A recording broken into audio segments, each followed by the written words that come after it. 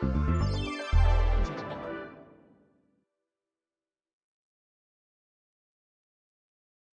guys, are you a student who just got your acceptance letter into dental hygiene school? If so, listen up here. I have created a 6 episode limited series podcast. It's called Dental Hygiene Student Starting Strong. It's all the information that I wish someone had told me when I was starting dental hygiene school. It's everything that you need to know to get yourself off on the right foot when you start the program. Go to Spotify or Apple, wherever you listen, and just type in Dental Hygiene Student Starting Strong, and you'll find that podcast limited series made just for you. Go give it a listen. Bye, guys.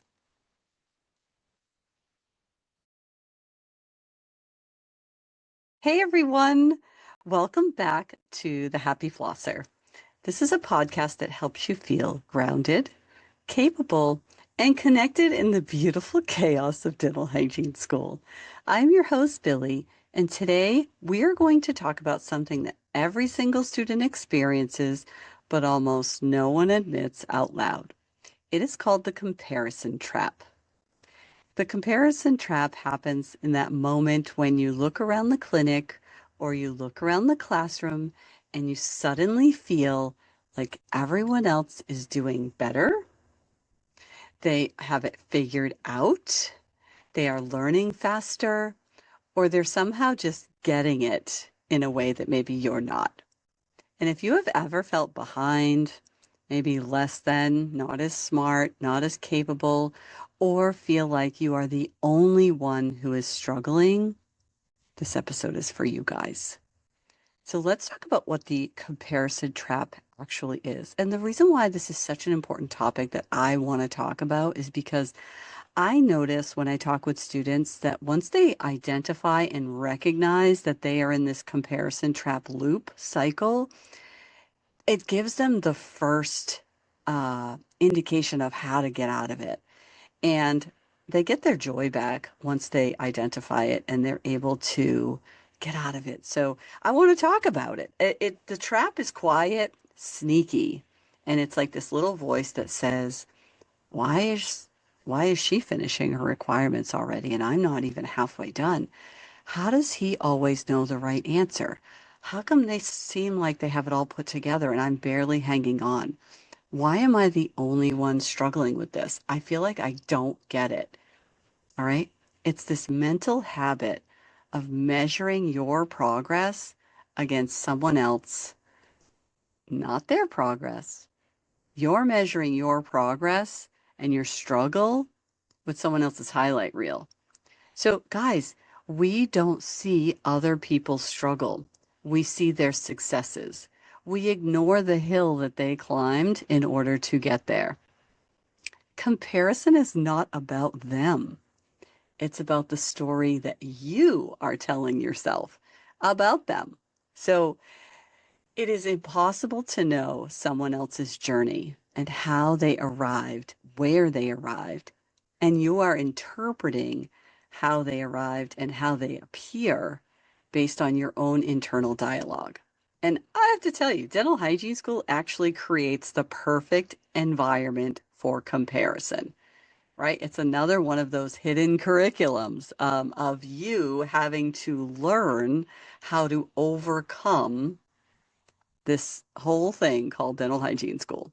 Because I'll tell you why it causes this. It almost like brings it to light. And maybe this is a lesson that you are intended to learn because you are learning in public, you are in clinic, you cannot hide from your learning journey, and you are being evaluated continuously. And everybody talks, everybody shares, everyone compares, everyone starts, you're surrounded by people doing the same tasks at the same time. So there's going to be conversation around it. So the comparison trap is literally built in. So because you're surrounded by all of your cohort, you guys are team-based learning, you're all stressed out, you're all tired, but you're all trying to look like you're not.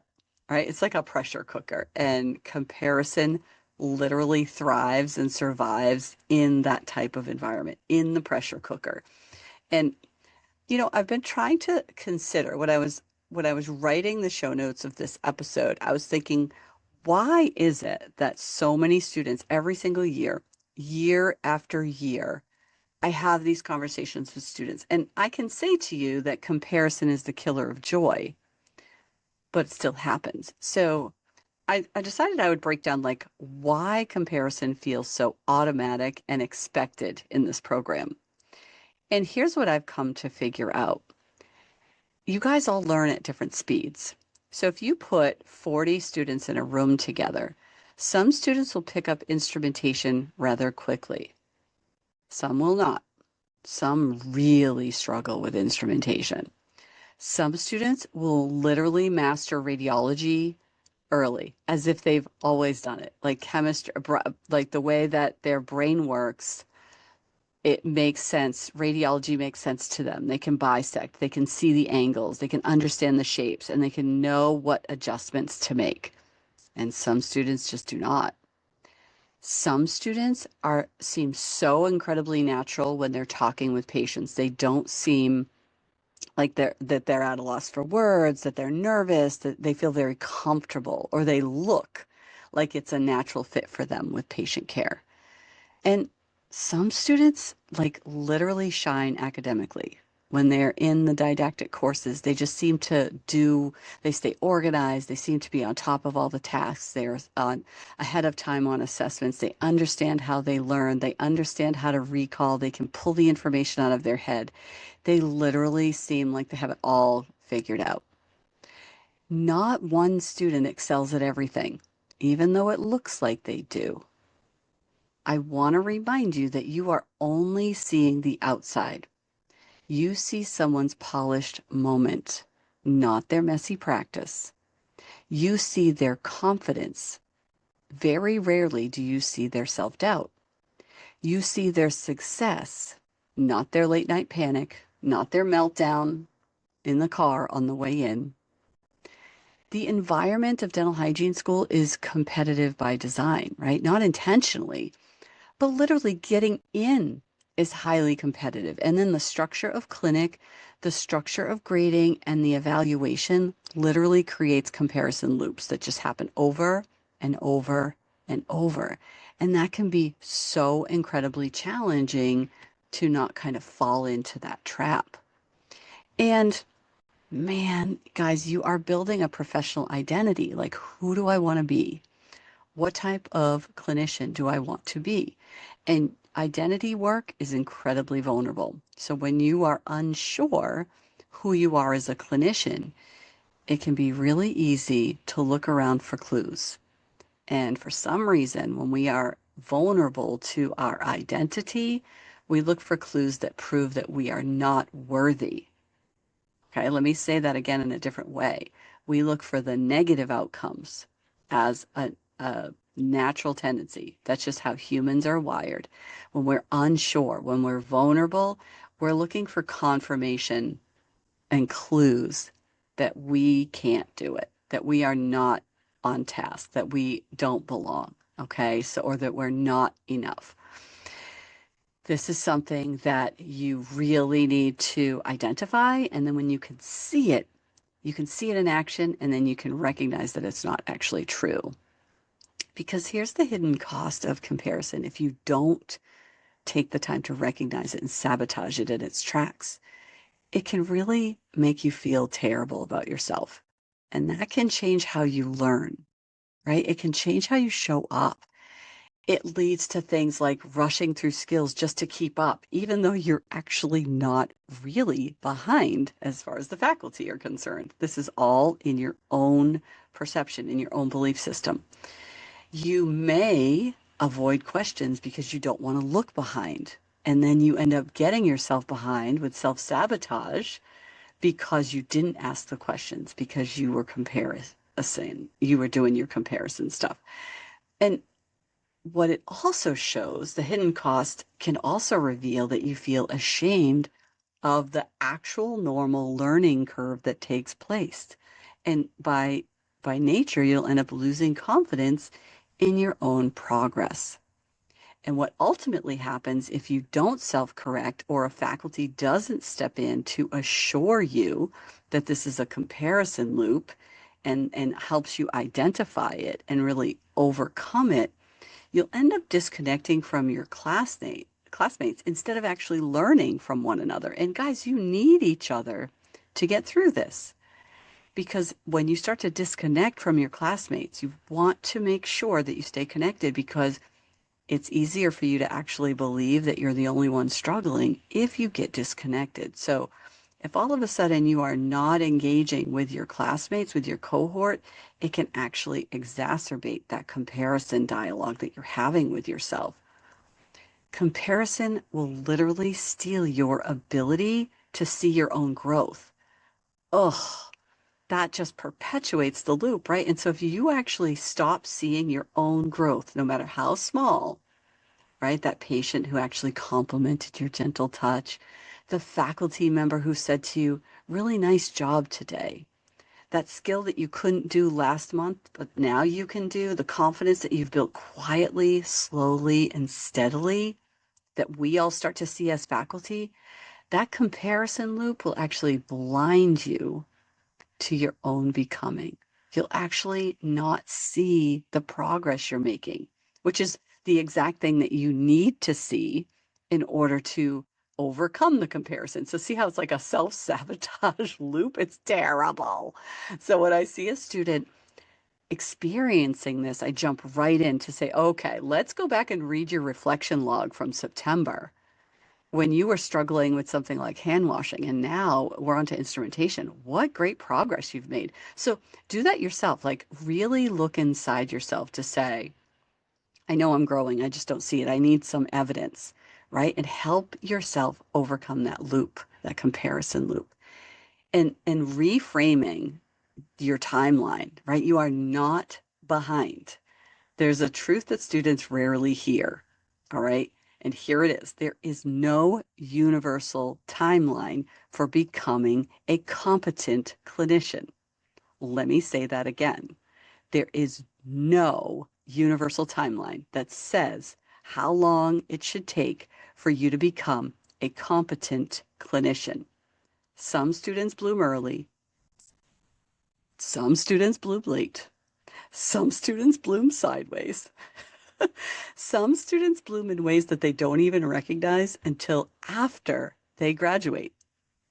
Your timeline is not supposed to look like anyone else's, guys. It is not. And here's the part that usually surprises students. The classmates who look the most confident are often those ones that are comparing themselves to others the most. I want to reassure you that everyone, and I mean everyone, is carrying something in dental hygiene school that you cannot see. You cannot see what they are carrying. Imagine if we could. What amazing empathy we would instantly develop for others. But what about the compassion we would immediately have for ourselves? That's crazy. So let me give you some strategies to break out of this comparison trap because it's going to bring you joy. It's going to give you your sparkle back, right? The minute I see someone who is just literally empty, I know that most likely they're either overwhelmed, highly anxious, or comparing themselves, and the self-doubt kicks in. So compare yourself to your past self. If you're going to compare, right, one of the best ways to get out of the comparison loop is to compare yourself to yourself. If I start to feel a little less than, I'll go listen to episode 1 of my podcast, and man, does that make me feel better. Because I was not a podcaster. I'm still not a podcaster. I can compare myself to someone who's had 3,000 episodes and feel really horrible about myself if I want to, but what's the joy in that? If I compare myself to who I was 5 or 6 years ago, it's going to make me feel so much better about myself because I can list 100 things that I can do well today that I couldn't do then, right? So for you in school, just read a reflection log from 6 weeks ago because the amount of growth that happens for you in dental hygiene school is so tremendous, right? So it doesn't take much reflection back. You don't have to go too far back in your history to see the amount of growth that you've had. And that is going to go a long way at helping you get out of that comparison trap and turn that into some confidence building. And I share that with you about myself because we all tend to compare at some level. I just choose to compare myself to myself because that's really what matters because it shows me progress and growth. And another thing that you can do is actually name the comparison moment. Say to yourself, oh, this is comparison talking, not truth. Because most comparison talking is a lie anyway, because you have no idea what you're actually comparing yourself to. The only truth you can find is the comparison that you find when you compare yourself to yourself. So I think you'll see a lot of benefit to comparing yourself to your past self, and you'll see those little steps that move you forward in the right direction. And if you can just shift from comparison to curiosity, that strategy is a beautiful thing. So instead of, why am I not as good as them? What if you change that to, what can I learn from them? What skill do they have that I need to develop? How can I expose myself to that level so that I can be better? Right? That is changing from comparison to curiosity. Game changer, guys. Game changer. What if when you saw one of your classmates just killing it in clinic and they just seemed incredibly organized and they had great strategy, good time management skills, and you met up with them and you were like, hey, can you help me understand, like, what is your strategy? How do you do that? Can you show me, like, how you prepare for clinic? And you were leading with curiosity and you learned something from that classmate. Do you see how that just puts the kibosh on comparison and makes your life so much better? You're you're literally switching over to curiosity and you're removing that negative mindset. It's such a little shift, but that reframe, chef's kiss, guys, honestly. And then the other strategy that I think works really well, and I'm using this for my own personal experience because when I look at all the steps I've taken in my life, this one is a big one. Celebrate the little wins, not the big milestones, because there's just too much of a gap between the big milestones, right? Celebrate the little ones, right? Whether it's with an ice cream, all right? The ones only you notice. No one else would even notice this little tiny milestone, only you, but it doesn't mean it's not important, right? Those are the real markers of growth. Those little tiny micro wins, those are the ones that move you in the direction towards who you want to be and what you need to do so that you can have the life that you're dreaming of. How you achieve those goals are happening in little tiny increments. So celebrate those micro wins. Maybe today you didn't have an infection control breach. Maybe today you got all of your notes correct. Maybe today you passed your skill eval. Maybe today you didn't forget your socks when you went into clinic. Like it could be a little win, but celebrate those little wins because they all add up to those big ones that other people notice, right? And those, we can have those come from others, and that's fine. But how you provide yourself with the support in the little wins really matters because those are the real things that help you keep the momentum going for true growth over time. It's not about how today is, it's about how this week is, this month is, this year is, this decade is. So, all those little teeny tiny things that you do that now you'll have the freedom to do because you're not comparing, right? Those types of things are going to go a long way to move you in the direction of growth. So take charge of that, okay? Own it, kill it. You're fine. You got this. And then the last strategy I think that works so incredibly well is building a community instead of a competition. These people, your peers, your classmates that are with you, these are not your rivals. This is literally your tribe. This is your network. These are your people, right? Embrace them, love on them for all of their imperfect qualities that make them who they are. Because dental hygienist comes in every size, shape, color, and creed, right? We all have different philosophies, but we have like this common bond of beautifulness that brings us all together. And when we are together and we have a community of one another where we are lifting each other up and we are supporting one another instead of comparing, oh my gosh, guys, it's so beautiful. You learn so much from one another when you do those types of things. And I cannot emphasize this enough how important that is. I honestly can't. I feel like if you can reframe your brain into looking for ways that you can learn from others and support one another, because you might be good at this and they might be good at that, and you can help support them with this, and that will make you feel better and build confidence, and that will help them feel better and build confidence. And everybody wins when you take that approach. All right. That's literally the secret sauce, guys. I am sharing with you the secret sauce right now. So I want you to know that comparison is something everyone struggles with. And once you master it, it is like the most freeing experience you will ever experience. And then you will wonder how you ever had that much weight on you before. I'm telling you, when you let that stuff go, it's a beautiful thing. It's a beautiful life when you do it.